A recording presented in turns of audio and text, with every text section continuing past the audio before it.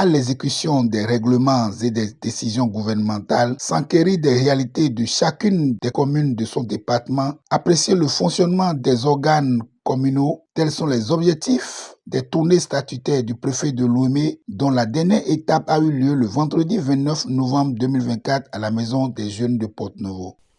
Nous sommes honorés de vous accueillir et ravis de l'opportunité qui nous est donnée d'échanger avec vous sur les défis que nous rencontrons, de même que les perspectives pour un développement durable et pour le bien-être de nos chères populations. Cette rencontre, au-delà de son caractère statutaire, constitue un moment privilégié de dialogue et nous offre l'opportunité de partager la réalité de notre commune, de faire part des difficultés rencontrées, d'évaluer les défis et envisager les pistes d'amélioration pour le bien-être de nos concitoyens. La tournée statutaire est essentielle pour un développement qui respecte les besoins de chacun. Cela souligne que l'écoute des citoyens est cruciale pour orienter les efforts de développement et s'assurer qu'ils répondent réellement aux attentes des populations. C'est d'ailleurs pour cette raison que le législateur béninois en a fait une exigence légale à travers l'article 281 de la loi 2021-14 du 20 décembre 2021 portant code de l'administration territoriale en République du Bénin qui dispose: le préfet effectue au moins une fois par an une visite de la commune. La visite fait l'objet d'un rapport adressé au ministre chargé de l'administration territoriale avec copie au maire qui le communique au Conseil pour information et délibération si cela est nécessaire. C'est l'occasion pour moi de remercier aussi bien les initiateurs de cette loi que le législateur pour avoir privilégié à travers cette disposition l'approche participative en mettant les acteurs du terroir au cœur du développement local et en établissant une synergie d'action avec l'État central à travers les structures déconcentrées sous administration du préfet.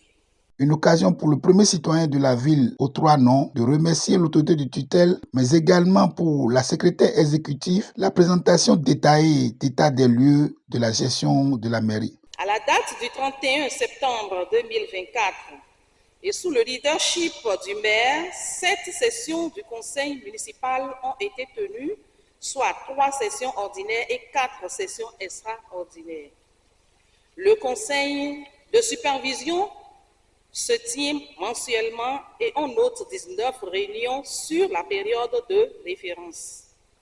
Quant aux réunions des commissions permanentes, que je salue au passage, nous avons enregistré 38 rapports de commission. La commune de Porte-Novo a mobilisé de 2022 à 2024 comme ressources propres les montants ci-après. 1,3 536 597 francs CFA, soit un taux de 69,58% en 2022.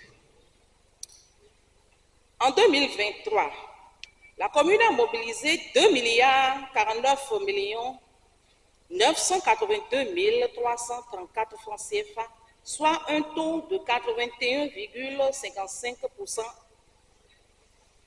Et comme on le constate, il y a une légère augmentation. Mais en 2024, sur la période de référence, du 1er janvier au 30 septembre 2024, la commune a mobilisé 930 23 298. À Porte-Novo, toutes les classes disposent désormais d'enseignants dans les établissements scolaires primaires et secondaires publics. Ceci est dû à la politique mise en œuvre par le gouvernement à travers le recrutement des AME. Le plan de développement communal de la ville de Porto-Novo est à sa 3e génération. Ce plan couvre la période de 2021 à 2026. La 4e génération du PDC sera élaborée en 2026. L'évaluation à mi-parcours de l'actuel plan est projetée pour l'année 2025. La commune de Porto-Novo dispose d'un schéma directeur d'aménagement urbain, en plus d'un plan de développement urbain durable. À l'instar du Grand Nokoué, toutes les communes du Grand Nokoué, la salubrité des places publiques est assurée par la Société de gestion des déchets et de la salubrité SGDS. La ville de Porto-Novo dispose aussi d'un plan de salubrité. Les activités qui y sont inscrites sont entre autres les journées mensuelles de salubrité. Ces journées sont organisées sous la responsabilité des chefs d'arrondissement. La ville de Porto-Novo a réalisé 11 projets socio-communautaires sur les ressources propres de la ville au titre des années 2023 et 2024. Les domaines ci-après sont impactés par ces différents projets: éducation, voirie urbaine, assainissement, éclairage public, tourisme.